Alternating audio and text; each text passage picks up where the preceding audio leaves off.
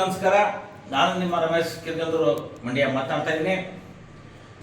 ಇವತ್ತಿನ ವಿಶೇಷ ಏನಪ್ಪ ಅಂದರೆ ಸ್ನೇಹಿತರೆ, ಏನು ಮಾರ್ಚ್ 6ನೇ ತಾರೀಕು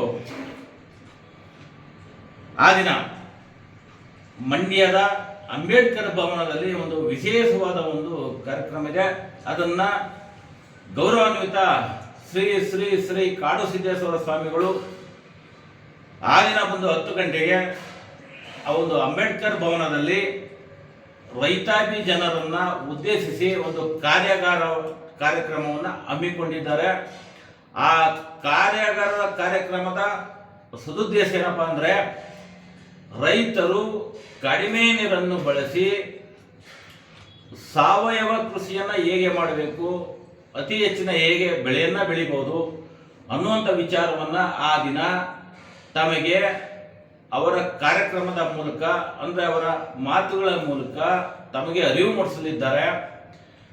ಸ್ನೇಹಿತರೆ, ನಮ್ಮ ಮಂಡ್ಯ ಜಿಲ್ಲೆ ಮಂಡ್ಯ ತಾಲೂಕು ಅಂತ ಬಂದಾಗ ನಮ್ಮ ರೈತಾಪಿ ವರ್ಗದ ಬಂಧುಗಳು ಇವತ್ತು ಕೃಷಿಯನ್ನೇ ಅವಲಂಬಿಸಿ ಜೀವನ ಬದುಕನ್ನ ಕಟ್ಟಿಕೊಂಡು ಹೋಗ್ತಾ ಇರುವಂಥದ್ದು ತಮಗೆಲ್ಲರಿಗೂ ಗೊತ್ತಿರುವಂಥ ವಿಚಾರ. ದಯಮಾಡಿ ಅಂತ ಒಂದು ಅಮೂಲ್ಯವಾದ ಕಾರ್ಯಕ್ರಮವನ್ನ ದಯವಿಟ್ಟು ಯಾರೂ ತಪ್ಪಿಸ್ಕೋಬೇಡಿ.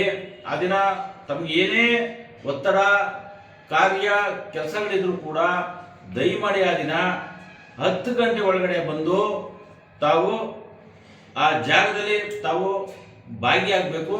ಭಾಗಿಯಾಗಿ 10 ಗಂಟೆಗೆ ಕಾಡುಸಿದ ಸ್ವಾಮಿಗಳು ಬರ್ತಾರೆ.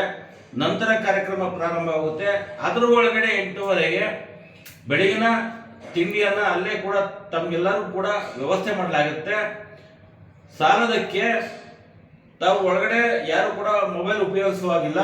ಯಾಕೆ ಅಂದ್ರೆ ಮೊಬೈಲ್ಗಳು ಉಪಯೋಗಿಸುವಾಗ ತಮ್ಮ ಚಿತ್ತಗಳ ಅತ್ತ ಇತ್ತ ಹರಿಸುವಂತ ಒಂದು ಸಾಧ್ಯತೆಗಳಿರೋ ಕಾರಣದಿಂದ ಇದನ್ನ ಯಾರು ಉಪಯೋಗಿಸಬಾರ್ದು ಅಂತ ನಿಮ್ಮಲ್ಲಿ ಒಂದು ಮನವಿ ಮಾಡ್ಕೊಂಡಿರ್ತಾರೆ.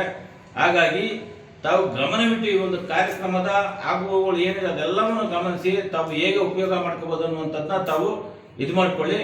ಮತ್ತೆ ಮಧ್ಯಾಹ್ನ ತಮಗೆ ಭೋಜನದ ವ್ಯವಸ್ಥೆ ಕೂಡ ಆಗಿರುತ್ತೆ. ಹಾಗಾಗಿ ಈ 10 ಗಂಟೆ ಒಳಗಡೆ ತಾವು ಬರಬೇಕು. ಜೊತೆಗೆ 10 ಗಂಟೆ ನಂತರ ಬಂದಂಥವ್ರನ್ನ ಯಾರನ್ನೂ ಪರಿಗಣಿಸಲಾಗೋದಿಲ್ಲ.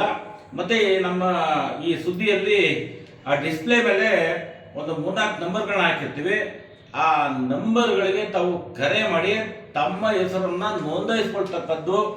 ಯಾರು ಹೆಸರನ್ನ ನೋಂದಾಯಿಸ್ಕೊಂಡಿರ್ತಾರೆ ಅಂಥವ್ರು ಮಾತ್ರ ಅಲ್ಲಿ ಅವಕಾಶ ಇರುತ್ತೆ. ಯಾಕೆಂದ್ರೆ ರೈತ ದೇಶದ ಅನ್ನದಾತ. ರೈತ ದುಡಿದ್ರೆ, ರೈತ ಬೆಳೆದ್ರೆ ದೇಶ. ಯಾಕೆ ಅಂದ್ರೆ ರೈತ ಇಲ್ಲ ಅಂದ್ರೆ ದೇಶ ಇಲ್ಲ, ದೇಶ ಇಲ್ಲ ಅಂದ್ರೆ ರೈತ ಇಲ್ಲ. ಹಾಗಾಗಿ ದಯಮಾಡಿ ಈ ಒಂದು ಕಾರ್ಯಕ್ರಮಕ್ಕೆ ಬಂದು ತಾವೆಲ್ಲರೂ ಕೂಡ ಬಹಳ ಪ್ರೀತಿಯಿಂದ ಭಕ್ತಿಯಿಂದ ಭಾಗವಹಿಸಿ ತಾವೆಲ್ಲರೂ ಕೂಡ ಈ ಕಾರ್ಯಕ್ರಮದ ಸದುಪಯೋಗ ಪಡ್ಕೊಂಡು ಇದು ಮಾಡ್ಬೇಕಂತೇಳಿ ತಮ್ಮೆಲ್ಲರೂ ಕೂಡ ನಾನು ವಿನಮ್ರತೆಯಿಂದ ಕೇಳ್ಕೊಳ್ತಾ ಇದ್ದೀನಿ. ಧನ್ಯವಾದಗಳು. ಶುಭವಾಗಲಿ. ಶುಭರಾತ್ರಿ.